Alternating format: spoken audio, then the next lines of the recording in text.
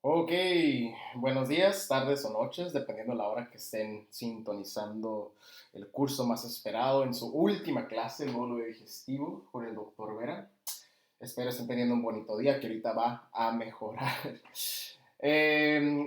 Continuamos el temario con enfermedad inflamatoria intestinal, la cual se define como una inflamación crónica recidivante del intestino. Es importante la palabra recidivante. La etiología, para ahorrarles trabajo, es idiopática. Sin embargo, se cree, lo más aceptado a la fecha, es que es posiblemente debido a una respuesta inmune anormal a la flora entérica. En cuanto a la epidemiología, es más prevalente en el oeste, en el occidente. En el occidente es donde estamos nosotros, América y Europa, el occidente.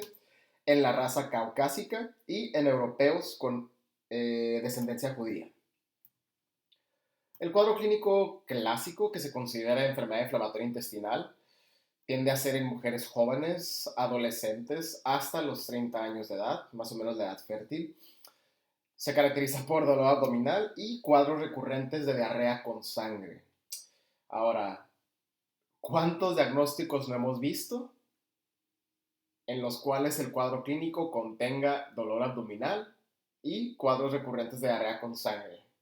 Así es, hay muchos. Podemos pensar en algunos, nomás para fines de repaso y ver que hayamos aprendido excelente. Así es, volvulus, muy bien. Intussuscepción, excelente.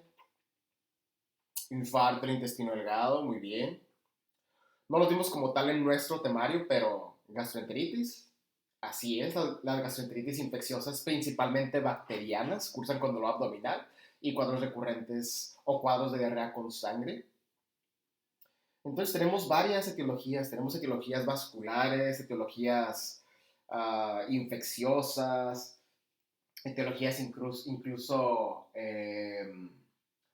asociadas a inmunología, a embriología, malrotación, por ejemplo, como factor de riesgo para intussuscepción, volvulus, etcétera.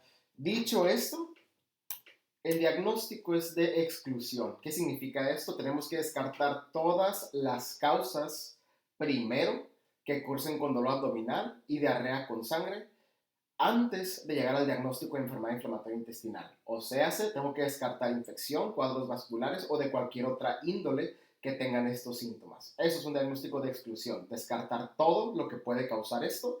Si descarto todo, si todos mis resultados de mis estudios son negativos a lo que estoy pensando, llego al diagnóstico de enfermedad inflamatoria intestinal. Esta enfermedad se clasifica en dos: colitis ulcerativa y enfermedad de Crohn. Y a continuación vamos a ver un cuadro. En el cuadro vamos a diferenciar según las características clínicas, macroscópicas, radiológicas, asociaciones, complicaciones de colitis ulcerativa y enfermedad de Crohn. Entonces, la misma recomendación para cuando vemos cuadros. Si gustan, escuchen primero la explicación, luego le ponen pausa al video y hacen su anotación. O, si funcionas al revés, ahorita que ponga el cuadro, haz tu apunte y luego le pones play para que escuche la explicación, como gustes. Presentamos el cuadro en 3, 2, 1. Y vamos a empezar con colitis ulcerativa para luego hacer un diagnóstico diferencial por enfermedad de Crohn. Ahora, ¿qué nos dice la palabra colitis ulcerativa? Úlceras en colon. Así de sencillo. Recuerden que la medicina es tan fácil como ustedes crean, ¿eh? En cuanto al compromiso de la pared, la colitis ulcerativa son úlceras mucosas y submucosas. No afectan la muscular propia ni la serosa. Además, se definen como lesiones continuas. ¿Qué quiere decir esto? Que si hay una lesión, vamos a poner un ejemplo. Si tenemos una línea donde está A, B y C, si hay una lesión en el punto C, quiere decir que también hay lesión en A y B. Esa es una lesión continua. No puede haber lesión en C si no hay lesión en A y B. Nomás para fines de explicación mental. Continuando. Uh, además para terminar de elaborar en cuanto a lesiones continuas, afecta la totalidad del radio luminal. O sea, imagínense que el tubo digestivo, específicamente ahorita en el colon, es como un reloj, afecta desde las 12 hasta las 12 de nuevo. Continuando. En cuanto a localización anatómica, colitis ulcerativa afecta exclusivamente al colon. El resto del tracto digestivo no está afectado. Y siempre, siempre, siempre esta enfermedad inicia en recto y se va a extender hasta el ciego a lo largo del tiempo y por historia natural de la enfermedad. Claro, con la intervención terapéutica se busca evitar esto, pero no se extiende después del ciego. No llega a intestino delgado, no llega a estómago, no llega a esófago, boca, etcétera, exclusivo a colon. Continuando con la sintomatología, el dolor por la localización, ya que afecta a colon, colon tiende a doler casi siempre en cuadrantes izquierdos. Entonces, el dolor de este paciente va a estar la mayor parte de las veces en cuadrante inferior izquierdo. Y ahora, esta diarrea casi siempre es con sangre. Si se percataron, en la diapositiva pasada, en el cuadro clínico clásico, pusimos que clásicamente se presenta como diarrea con sangre, pero había un asterisco. Esto es porque no necesariamente las dos entidades de enfermedad inflamatoria intestinal se presentan con diarrea con sangre. Sin embargo, colitis ulcerativa siempre se presenta con diarrea con sangre. ¿Por qué? Vamos a asociarlo. Las úlceras, vaya, si pierdo la mucosa o la submucosa, ¿expondrán vasitos y podrá haber sangrado? Claro que sí.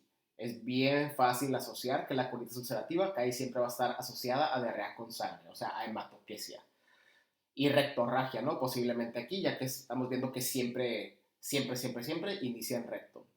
Continuando, la apariencia macroscópica y o los datos radiológicos de colitis ulcerativa. En este caso va a haber pérdida de las austras. Ahora, ustedes ya, nomás para repasar sus clases de fisio y de morfología, las austras son estas saculaciones en anatomía macroscópica que forma el colon. Es característico del colon y no se encuentra esto presente en el intestino delgado. Estas saculaciones son como abultaciones, ¿no? Entre comillas, o como, no, yo le digo nubecitas como, me acuerdo mucho de Dragon Ball Z, como la nube voladora, o los animes cuando dibujan nubecitas que están formando así como saculaciones esponjositas, así es el colon. Esa es su morfología normal. Sin embargo, aquí se pierde. La patología de colitis ulcerativa hace que se pierda la anatomía normal. La pérdida de austras, si yo hago un estudio varitado, en este caso se llama colon por enema, en el cual introducimos bario vía recto. Normalmente se hace con doble contraste, o sea, se introduce el bario, luego se deja salir y luego se vuelve a introducir para contrastar todo el radio luminal del colon. Vamos a apreciar que las austras están perdidas. Y ahorita vamos a ver una imagen muy, muy, muy bonita en la cual podemos apreciar la diferencia entre un colon con austras normales y un colon con pérdida de austras. A este signo se le llama signo de tubería de plomo o signo de tubo de plomo. Continuamos. ¿Cuáles son las complicaciones de colitis ulcerativa? Megacolon tóxico. Ya habíamos visto una enfermedad que estaba asociada a megacolon. ¿Cuál es? ¿Se acuerdan? En sus principios de las clases online. Enfermedad de Chagas, así es. ¿Producida por quién? Trypanosoma cruzi, excelente. ¿Y a quién estaba asociada esta enfermedad? A Calasi, excelente. Miren qué bien hemos aprendido, en tubo digestivo aquí en el curso online con el doctor Vera. Megacolon tóxico tiene riesgo de ruptura en este caso. Acuérdense que el megacolon pues, es una dilatación gigante del colon y el colon pues, no tiene capacidad infinita, tiene riesgo de ruptura. Y otro riesgo que tiene colitis ulcerativa, este es bien importante para que lo subrayen. Colitis ulcerativa está asociado a cáncer, a malignidad. Un paciente con colitis ulcerativa, si no se atiende por historia natural de la enfermedad, puede llegar a presentar carcinoma. Y depende de dos factores, de la extensión de la enfermedad, o sea, qué tanto colon está afectando.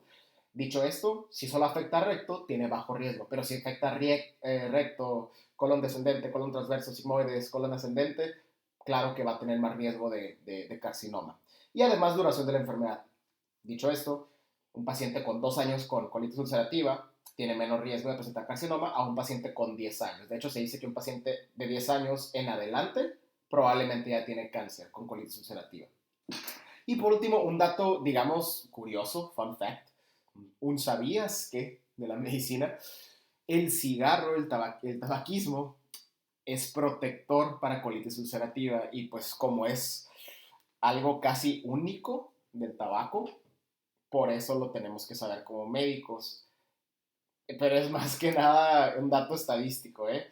El tabaquismo en este caso protege contra colitis ulcerativa. Sin embargo, pues digo, nunca vas recomendar tabaquismo a un paciente en la vida. En la vida como médico jamás vas a recomendar el tabaquismo como hábito saludable, ya que pues sus riesgos superan en mayor cantidad a los beneficios. De hecho, pues no hay beneficios, ¿eh? Para que no se hagan ideas, ni para ustedes ni para los pacientes. Sin embargo, en este caso, el cigarro o el tabaquismo es protector contra colitis ulcerativa.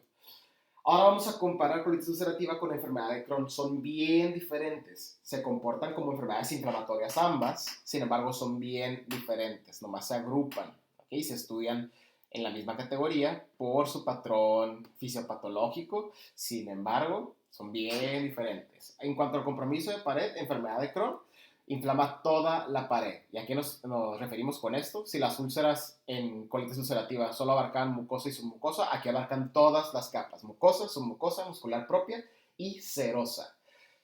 Y está caracterizado por inflamación. Es bien diferente cuando pierdes epitelio, como en colitis ulcerativa, que pierdes mucosa y submucosa. Aquí estás perdiendo pared. En este caso estás, entre comillas, ganando pared, porque se inflama todas las capas del tubo digestivo.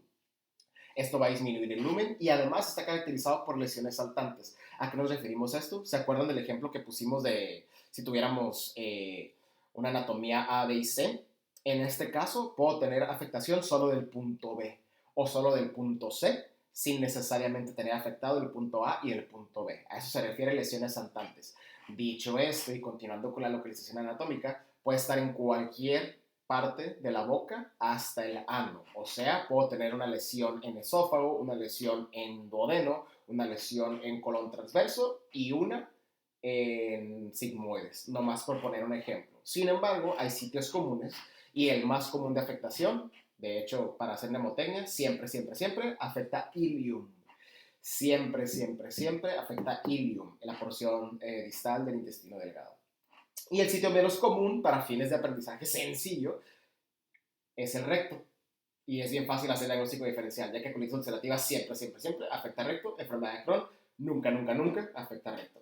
Continuando, si casi siempre afecta ilium, el intestino delgado tiende a doler en los cuadrantes derechos. De hecho, pues piensen apendicitis. El apéndice, que es esta porción transicional entre el intestino delgado y el intestino grueso, tiende a doler en cuadrante inferior derecho. Como casi siempre afecta ilium, el dolor se tiende a localizar y referir en cuadrante inferior derecho. Se presenta como un cuadro obstructivo. Ya sabemos cuál es el síndrome de obstrucción intestinal, así que aquí podemos recordar los síntomas y enlistarlos en nuestra mente. Sin embargo, esta enfermedad no está perdiendo pared, no está perdiendo epitelio, no está perdiendo mucosa, submucosa, no está exponiendo vasos. Difícilmente va a estar asociada a diarrea con sangre. De hecho, casi nunca tiene diarrea con sangre. Entonces, apréndanselo de esa manera porque es más fácil para fines de medicina general. El paciente, su diarrea no está asociada a sangre. Continuamos con la apariencia macroscópica y signos radiológicos. Esta inflamación va a tender a cicatrizar tarde que temprano. Y la mucosa, si la apreciamos de manera macroscópica, va a aparentar una mucosa en empedrado. ¿Qué es una mucosa en empedrado? ¿Han visto o han ido a los malecones de Ensenada, Rosarito, que hay en los pisos como piedras acomodadas con cemento, como con concreto? A eso se le llama pues piso en empedrado. Literal, así se ve. Ahorita vamos a ver una imagen macroscópica, el intestino cuando cicatriza a partir de esta inflamación. Y se le dice mucosa en empedrado y refleja cicatrización. En cuanto a signo radiológico, tenemos el signo de la cuerda. Como estamos hablando que la pared está disminuyendo su volumen por tanta inflamación, si queremos contrastar, podemos apreciar que hay zonas donde vamos a ver muy poco contraste. ¿Qué pasa? Esto ya lo hemos visto. Ya hemos visto signos de la cuerda en nuestro curso. Continuamos con las complicaciones. La complicación más común es un síndrome de mala absorción. A ver, ¿por qué? ¿Cuál es la zona más afectada? Más comúnmente afectada. Así es, el ilium. ¿Y qué se absorbe el ilium? Lo acabamos de ver en Sprue Tropical. Así es, en ilium se absorbe la vitamina B12. Entonces, si yo tengo afectado esta zona, voy a perder la capacidad de absorción de la vitamina B12 y voy a tener ¿qué? Así es, una anemia megaloblástica, macrocítica normocrómica. Excelente, excelente. Muy bien, continuamos. También podemos tener como complicaciones formación de fístulas. Las fístulas, recordemos que son esta comunicación anómala entre dos estructuras anatómicas. En este caso, una de las comunes es la fístula enterovesical, o sea, la unión entre una porción intestinal con la vejiga. Otra de las complicaciones que también vamos a recordar en nuestras clases de renal es la nefrolitiasis de oxalato de calcio. ¿Se acuerdan las causas de litiasis de calcio? Era la hemotemia de la C. Así es, ¿cuál era? Hipercalcemia, hipercalciuria idiopática, antifreeze, exceso de vitamina C y enfermedad de Crohn. Así es, esto es para que no se sorprendan si hay un caso de litiasis de calcio que te vaya a preguntar de enfermedad de Crohn, nomás para ir para que subrayen. Continuamos. Por último, el cáncer o la malignidad solo es riesgo o solo puede existir en el caso de que haya compromiso de colon. Sin embargo, no es lo común, ya que sabemos que lo común es que afecte ilium. Y si hay compromiso de colon, cumpliría la misma regla. ¿Qué tanto colon está afectando y qué tanto tiempo tiene el paciente con la enfermedad? O sea, extensión y duración, para saber si tiene riesgo de malignidad. Y por último, en este caso, como todas las enfermedades, como todas las patologías, el tabaquismo aumenta el riesgo de enfermedad de Crohn. Vamos a continuación ver imágenes nomás para diferenciar en cuanto a datos macroscópicos, datos radiológicos y recordar unos puntos de patología. Aquí tenemos una pieza resecada, un espécimen anatómico en macroscópico, y vamos a identificar en la porción inferior de la imagen, estamos hablando de recto, y vemos cómo hay más eritema, ¿cierto? Que en la porción superior. Este es el recto, e identifiquen cómo este eritema avanza en recto, hay una porción de sigmoides también afectada, y luego en la porción superior tenemos mucosa normal, o vaya, se alcanza a apreciar que no está este eritema, que no hay ulceración. Dicho esto, pues ya les estoy diciendo que es una úlcera. ¿Qué diagnóstico sería? Así es, colitis ulcerativa. Y cumple esta regla de que son lesiones continuas. Si la primera porción en la parte inferior es el recto, vemos cómo continúa esta úlcera, la úlcera que abarca mucosa y submucosa, por eso se ve eritematoso, y luego se pierde esta coloración y tenemos coloración normal, hablando de que es una coloración continua. Sitio más común, recto, y se puede extender hasta ciego. Siempre se detiene en ciego. Continuamos. Hablando de colitis ulcerativa, recuerden que siempre es una enfermedad exclusiva del colon.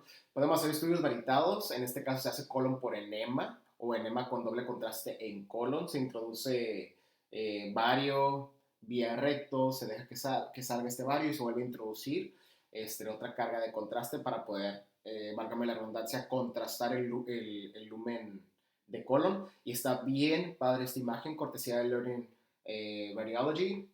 Vean cómo el colon descendente perdió completamente su anatomía, estas austes de las que hablamos, que es la anatomía normal del colon, estas aculaciones o abultamientos que genera el colon, esa nubecita, se pierde. Ese se llama signo de tubería del colon, y está bien padre la imagen porque podemos diferenciar el colon descendente del colon ascendente, que tiene anatomía normal todavía. Sin embargo, pues si dejamos a este paciente por historia natural de la enfermedad, va a terminar dañando porque tiene lesiones continuas hasta el colon ascendente y va a detenerse en ciego.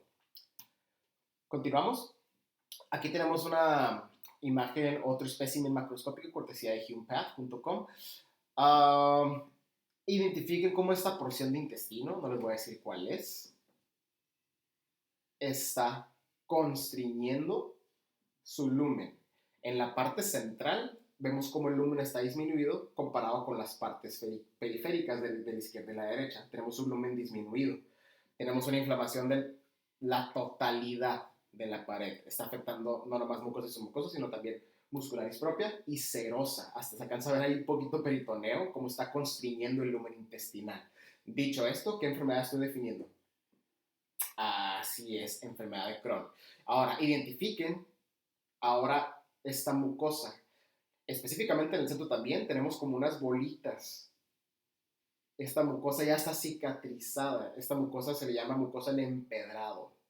¿Ok? Así como hablábamos de la apariencia de los pisos en los balcones, a este dato macroscópico se le llama mucosa en empedrado, que nos refleja cicatrización posterior al proceso de inflamación en enfermedad de Crohn. Y por último, aquí tenemos un signo de, así es, signo de la cuerda. Eh, tenemos pues contrastado, en este caso, todo lo que se ve contrastado aquí es intestino delgado. Sin embargo, cuando esta porción de intestino delgado llega a ciego, ya no vemos el colon ascendente contrastado de la misma manera o con la misma intensidad. Se ve solo poquito, solo poco de contraste. Muy probablemente en esta imagen está afectado el ilium y la porción de colon, una porción de colon ascendente y está dando esta imagen. Si les acabo de decir que siempre, o bueno, que está afectado ilium, ¿qué enfermedad está caracterizada por casi siempre afectar ilium? Así es, enfermedad de Crohn. Y aquí vemos pues un defecto de llenado en el colon ascendente, que es compatible con signo de la cuerda y enfermedad de Crohn. Cortesía de Learning Radiology. Con esto terminamos enfermedad inflamatoria intestinal y continuamos para terminar el siguiente tema con patología colónica. Aquí vamos a ver una serie de patologías que afectan exclusivamente el colon. Incluimos enfermedad inflamatoria intestinal entre patología de intestino delgado y patología de intestino grueso, ya que pues, puede afectar tanto intestino delgado como intestino grueso e incluso otras partes del tubo digestivo. Iniciamos con patología colónica. Diverticulosis colónica.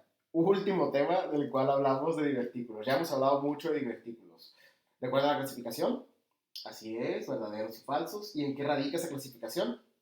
Así es, en cuántas capas de la pared del tubo digestivo va a abarcar. En este caso, es una evaginación de la mucosa y submucosa del colon a través de la muscularis propia. ¿Qué significa esto? Así es, un divertículo falso, también se llaman pseudodivertículos.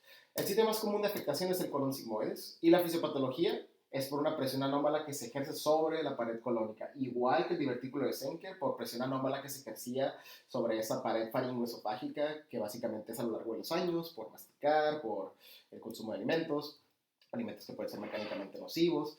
Aquí es lo mismo, nomás que no necesariamente alimento. ¿Qué hay en el colon? Así es, ya hay heces, que podrá hacer que las heces ejerzan una presión anómala a la pared del colon. Factores de riesgo. Número 1, constipación y altamente asociado a dieta baja en fibra. De hecho, pues pueden asociar estos bien de una manera muy sencilla, ¿no? Ya que la dieta baja en fibra pues va a causar constipación. Sin embargo, hay otras causas de constipación, la falta de hidratación, por ejemplo, o uh, pues básicamente la dieta baja en fibra, pues pensemos es difícil que un paciente llegue a sus requerimientos diarios de fibra. Sin embargo, pues siempre tenemos que educar a aumentar los alimentos ricos en fibra, como frutas con cáscara, verduras verdes, hojas verdes y cereales integrales. Cereales integrales me refiero a granos, avenas, trigos, pan integral, etc. Y la edad avanzada, igual que el divertículo de Senker, más tiempo, más presión se ha ejercido sobre este tejido. Algo interesante en la histología es que surgen donde la base recta atraviesa la muscularis propia. Tenemos la mucosa, la submucosa y luego la muscularis propia. Entre la submucosa y la muscularis propia, por ahí avanzan los vasos que irrigan estas capas. Los vasitos que nutren estas capitas se le llaman basa recta. Y como tenemos, imagínenselo como la mucosa y la submucosa están directamente pegadas y la muscularis propia está ligeramente separada por esta basa recta. Entonces, esta ligera separación se considera un punto débil donde se puede generar una evaginación, o sea, un divertículo. Para el diagnóstico tenemos enema con doble contraste, ahorita vamos a ver la imagen, y colonoscopia. Colonoscopia sería el estándar de oro, ya que literal, recuerden que los estándares de oro nos definen las enfermedades y la colonoscopia nos va a literal mostrar una evaginación. Sin embargo, nos da muy buenos datos el enema con doble contraste, el que ya platicamos el estudio, cómo se hace. Aquí tenemos una imagen, este es un enema por doble contraste, donde se introduce bario para contrastar, a ver si hay lesiones de pared, y efectivamente tenemos múltiples lesiones de pared, ¿no? Podemos apreciar cómo en este colon tenemos evaginaciones múltiples y vemos llenado de contraste fuera de las austras o fuera del lumen intestinal. Aquí tenemos una colonoscopia en la cual es evidente cómo esta mucosa, cómo este epitelio, perdón, no está continuo y tenemos evaginaciones de él. Este es un espécimen macroscópico donde podemos apreciar estas evaginaciones de la parte externa. Y por último, una imagen histológica cortesía de Fundamentos de Patología, donde podemos apreciar esta evaginación. Es una imagen muy, muy bonita. Tenemos que primero identificar las capas. Lo que se ve, pues como un epitelio, vaya, es la mucosa. Lo que está debajo de la mucosa es la submucosa. Y luego lo que se ve como súper teñido de rosa, desde la hematoxilina y leucina, es la capa muscular. Las capas musculares, ustedes que ya han visto, pues, placas histológicas de músculo en cardio, etcétera, y en tejido musculoesquelético, cuando llevaron osteo, si no me equivoco, el músculo tiende a teñirse bien intensamente de hematoxilina y leucina. Entonces, aquí las partes que vemos que están teñidas intensamente de rosa, de la hematoxilina y leucina, es la capa muscular. Dicho esto, identifiquen cómo hay una U formada entre la muscularis propia y la submucosa. Normalmente yo debería de ver de manera horizontal, mucosa, submucosa y muscularis propia, y aquí puedo ver cómo se hace una U. Intenten trazarla con su apuntador o con su manita para que vean dónde se encuentra el divertículo. Y esta separación entre la muscularis propia y la submucosa, ¿quién pasa por ahí? Así es, la basa recta, es un punto débil para que se forme este divertículo. El cuadro clínico normalmente son asintomáticos los divertículos. En colon, sin embargo, ¿qué puede pasar? Si básicamente están rodeados de vasitos. Así es, puede complicarse con sangrado de tubo digestivo. Tipo hematoquesia o rectorragia, según el divertículo, la situación o dónde se encuentra el divertículo. Puede haber diverticulitis, este es el cuadro sintomático y tenemos que diferenciar la enfermedad. Si tenemos el diagnóstico de diverticulosis es porque encontramos por imagen divertículos, sin embargo no hay síntomas. Una diverticulitis, ya sabemos que el paciente tiene el diagnóstico de diverticulosis, pero hay una inflamación de uno o varios divertículos. Ahora, ¿qué ocurre? Se obstruye el lumen de este divertículo comúnmente con un fecalito, así se le llama, un pedazo de caquita. Y normalmente te da un cuadro, entre comillas, de apendicitis izquierda. Se presenta igual, síntomas como dolor en cuadrante inferior izquierdo, dolor tipo cólico, fiebre, leucocitosis, muy parecido a apendicitis, muy, muy parecido, nomás que del lado izquierdo. Se puede tratar con antibióticos. Si el paciente se complica, vaya, si ya hay riesgo de perforación o ya hay datos de perforación, que ya sabemos cómo se va a presentar, o sea, con síndrome de abdomen agudo, ahí ya tenemos que pensar en resolución quirúrgica porque si hay una perforación ya es una urgencia médico-quirúrgica y tenemos que entrar a corregir. Otras complicaciones que puede presentar un paciente con diverticulitis o diverticulosis con diverticulosis es formación de fístulas, ya que el divertículo, si está presente de manera crónica, esta evaginación puede estar contigua o puede acercarse a otro órgano. Una fístula, ya lo definimos ahorita en la clase pasada, en el tema pasado, una fístula es esta comunicación anómala que puede existir entre dos órganos, y en este caso la común es la colovesical. Así es, la unión anómala entre el colon y la vejiga.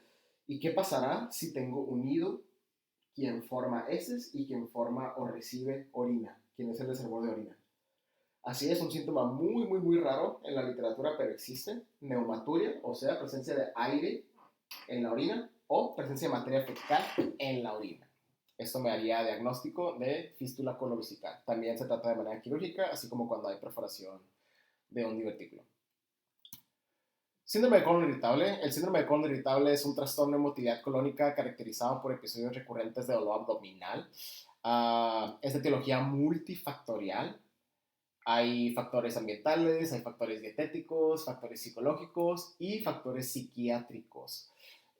No hay una etiología, vaya, única o singular. Comúnmente es una mezcla de factores que pueden propiciar esta patología.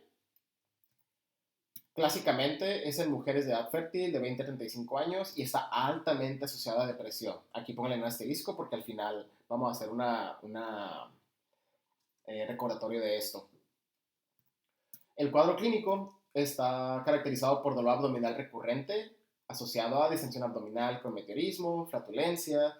Y lo más importante para que lo subrayen, porque esto es lo que caracteriza al síndrome de colon irritable, esto es lo que define un trastorno de motilidad, son cambios en el patrón evacuatorio en frecuencia y consistencia. ¿Qué significa esto? Es una paciente, digo una paciente como regla de mnemotecnia, que 3 días tiene diarrea, luego 3 días tiene estreñimiento, luego 3 días tiene un patrón evacuatorio normal. Y la siguiente semana es igual. De lunes a miércoles, diarrea. De jueves a sábado, estreñimiento. Domingo a lunes, normal. Es bien, afecta mucho la calidad de vida de estas pacientes. Es un diagnóstico muy, muy molesto. Y algo interesante del dolor abdominal que sienten estas pacientes es que el dolor cede a la defecación. Es algo muy, muy característico de síndrome de colon irritable que podemos rescatar en la anamnesis, en el interrogatorio. En cuanto a la histología, lo interesante y algo bien importante para diferenciarlo de todas las patologías que hemos visto en este tema es que no hay cambios histopatológicos identificables. De hecho, esto es importante también para compararlo con el nombre previo que tenía esta enfermedad. Esta enfermedad se le conocía como colitis nerviosa. Sin embargo, ¿por qué ya no se le llama colitis? Itis significa inflamación y aquí no hay datos de inflamación. Si se hace una biopsia y se revisa el epitelio del colon, el colon no está inflamado. Es un colon que va a aparecer o va a tener apariencia normal. Por eso se dejó llamar colitis nerviosa y ahora se llama síndrome de colon irritable. El tratamiento es integral, si ya revisamos que hay factores dietéticos, que hay factores ambientales, que hay factores psicológicos, psiquiátricos, tenemos que abarcar todos estos campos para tratar a nuestra paciente, debemos de canalizar a psicología, a psiquiatría si es necesario, y nosotros como médicos generales debemos de hacer tratamiento también, canalizar también a nutrición, perdón, y nosotros podemos recomendar una dieta rica en fibra, que es lo que ya mencionamos, dieta abundante en frutas con cáscara, verduras verdes, hojas verdes, aumentar la ingesta de agua. También podemos recomendar suplementos de fibra. Y algo interesante, nomás para recordar el asterisco que les había mencionado en la diapositiva pasada, es, como está altamente relacionada a depresión, de hecho, hay muchos estudios con medicamentos eh, con pacientes con depresión e intestino irritable, como literal matas dos pájaros de un tiro con antidepresivos. Los antidepresivos mejoran la depresión y mejoran significativamente el síndrome de colon irritable. O sea, tratas uno y tratas la otra. De hecho, hay expertos que dicen que la depresión es la causa del síndrome de colon irritable, pero bueno, eso sigue en investigación y en estudios. Poliposis colónica. La poliposis colónica, a diferencia de los divertículos que son evaginaciones, los pólipos son protrusiones de la mucosa hacia el lumen. En vez de hacer hacia afuera, son hacia adentro. Y estos son sólidos, ¿ok? No son bolsitas como las evaginaciones, como los divertículos. Estos son tumores, son sólidos. Pueden ser benignos o malignos. Se clasifican en dos: pólipos hiperplásicos y pólipos adenomatosos. Y vamos a hacer una ligera lectura de la diferencia entre hiperplasia o pólipo hiperplásico y pólipo adenomatoso.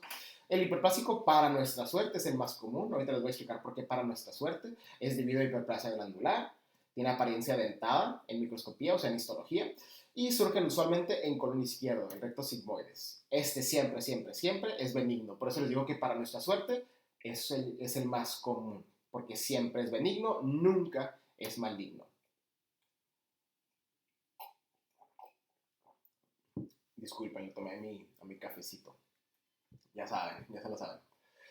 El pólipo adenomatoso es el segundo pólipo más común. Hay otros pólipos, nomás que estos son los más comunes y los relevantes para fines de medicina general.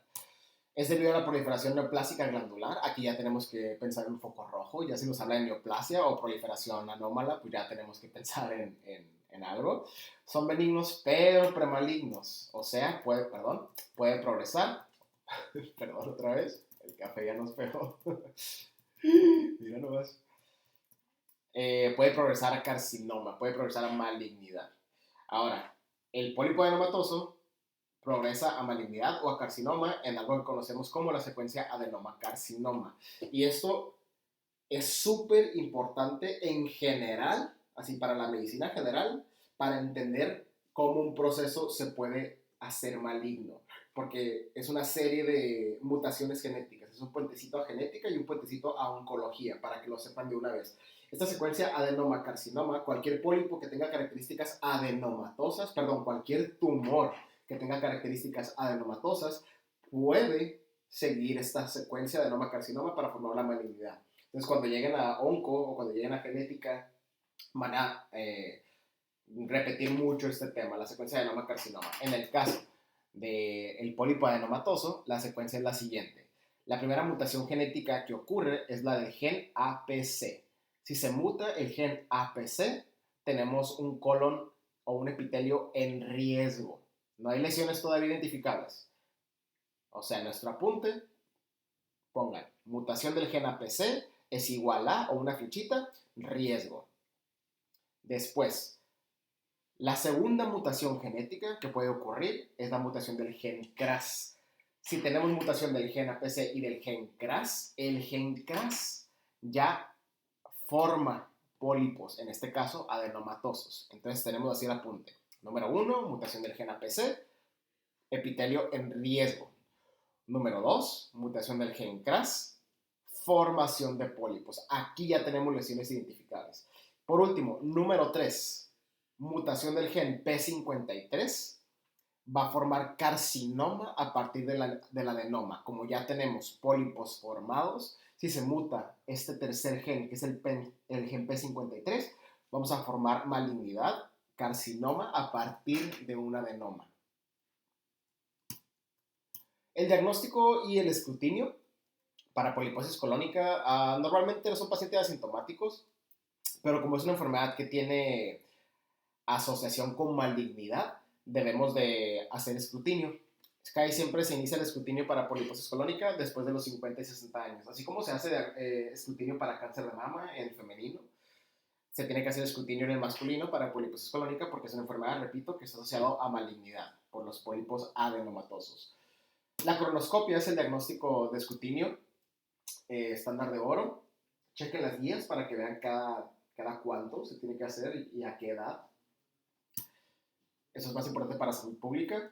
Y también sangre oculta en ese nos ayuda a hacer escrutinio de esta enfermedad si no tenemos acceso a la colonoscopia. Sin embargo, colonoscopia es el estándar de oro. Sangre oculta en heces, pues como son asintomáticos la mayoría de los pacientes, no siempre nos va a dar los datos, pero puede darnos en el caso que sean sintomáticos estos pacientes. Y el objetivo de hacer diagnóstico escrutinio es remover los pólipos, ya que todos los pólipos se ven iguales. Entonces, si yo encuentro pólipos en mis pacientes, tengo que removerlos todos, estudiarlos, para descartar esta patología o descartar que haya una malignidad. Todos los pólipos se van a examinar de manera microscópica para revisar el estado y si clasificarlos si son adenomatosos o si son hiperplásicos. Para nuestra suerte, repito, la mayoría son hiperplásicos y solo son benignos. Sin embargo, hay un riesgo histológico que está más asociado a la malignidad. Así como teníamos características en las úlceras gástricas, recuerdan que se asociaban a benignidad o a malignidad. Aquí también tenemos características que se asocian a que el paciente ya está progresando a carcinoma. ¿Cuáles son? Si encontramos un pólipo mayor a 2 centímetros, un pólipo con crecimiento sésil o un pólipo con histología vellosa, nos acerca a carcinoma. Vamos a describir esto en la siguiente diapositiva. Aquí tenemos una colonoscopia donde apreciamos un pólipo, nomás para identificar cómo se ve un pólipo de manera macroscópica. Es una protrusión, a diferencia de las evaginaciones que vemos en los divertículos colónicos. Y aquí tenemos dos histologías, ¿no? De cómo diferencian los pólipos. Cuando yo examino esto bajo el microscopio, tenemos una imagen B y una imagen C. La imagen B se le llama histología tubular, porque asemeja los túbulos del riñón. Ya saben los patólogos, ¿no? Y su imaginación. Y tenemos la histología vellosa en la imagen C, porque asemeja las vellosidades del intestino. Esta pues tiene más sentido, ¿no? ¿Cuál está asociada a malignidad? ¿Cuál acabamos de ver en la diapositiva pasada que está asociada a malignidad? ¿La histología vellosa o la histología tubular? Así es, la histología vellosa, o sea, la histología del cuadro C, y una mnemotecnia sencilla, nomás para recordar esto, es que la vellosa es el villano. En inglés es Villus Histology, como Villain Histology, si a alguien le sirve. Y aquí tenemos el crecimiento pedunculado, que es el otro tipo de crecimiento que pueden tener los pólipos. Sin embargo, el crecimiento sésil, el que está en la parte superior izquierda, que es inmediatamente después de la pared, o sea que no tiene un pedúnculo, un tallito, es el que está asociado a malignidad, además del tamaño mayor a 2 centímetros.